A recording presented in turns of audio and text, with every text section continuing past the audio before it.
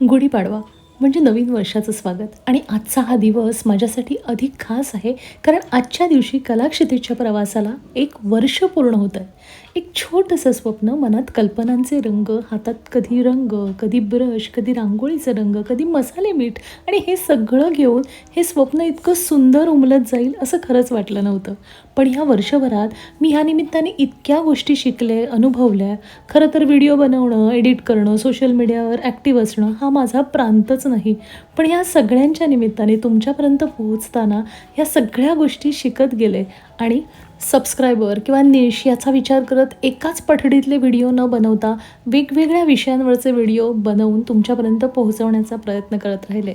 आज मागे वळून पाहताना वाटतंय की हा फक्त एक चॅनल नाही आहे, तर हा खरं तर संवाद आहे माझा स्वतःशी, आपल्या संस्कृतीशी, कलेशी, साहित्याशी आणि ह्या सगळ्यांच्या निमित्ताने तुमच्याशी सुद्धा. कारण हो, तुमच्या प्रेमाशिवाय हे शक्यच झालं नसतं. म्हणूनच आजच्या या खास दिवशी तुम्हा सगळ्यांची मनःपूर्वक कृतज्ञता व्यक्त करते. माझ्या स्वप्नांना, मेहनतीला तुमच्या प्रेमाची, प्रोत्साहनाची आणि आशीर्वादाची अशी साथ लाभत राहू दे आणि आपला हा परिवार अधिकाधिक वृद्धिंगत हो.